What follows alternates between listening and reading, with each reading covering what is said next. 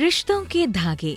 गांव के शांत वातावरण में एक छोटी सी धरती का जीवन था, जहां लोग एक साथ रहते थे, कड़ी मेहनत करते थे और अपने सपनों को पूरा करने की कोशिश करते थे। यहाँ की हर सड़क, हर घर और हर खड़ी फसल में कुछ न कुछ पुरानी यादें समाई हुई थी।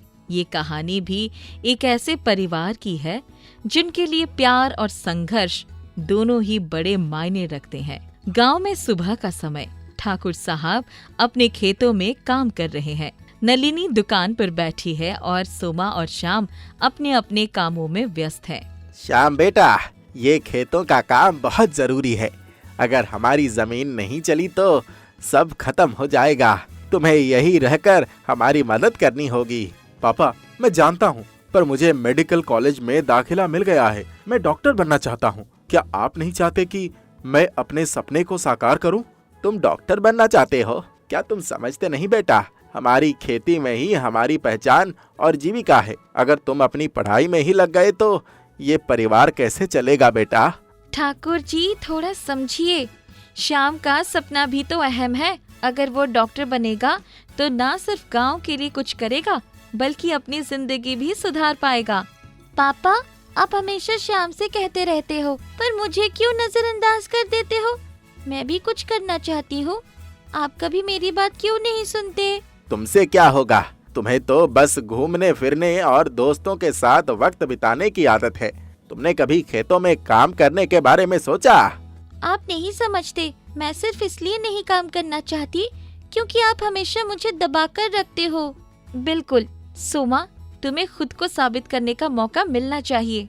लेकिन ठाकुर साहब का गुस्सा और चिंता उनके चेहरे पर साफ दिखती है।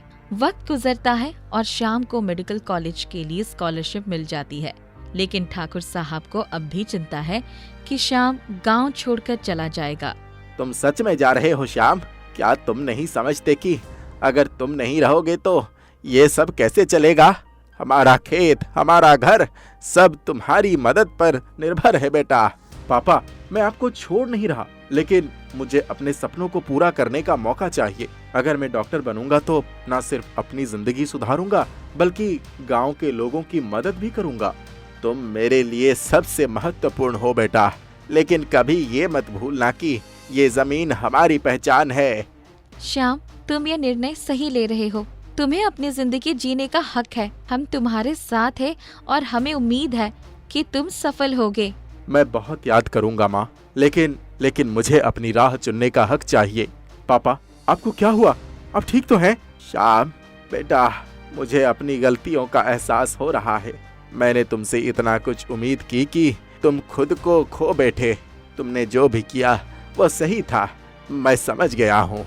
पापा, मुझे कभी इस बात का अफसोस नहीं था कि मैं डॉक्टर बनना चाहता था। अब मुझे समझ में आता है कि परिवार में प्यार और समर्थन सबसे अहम होता है।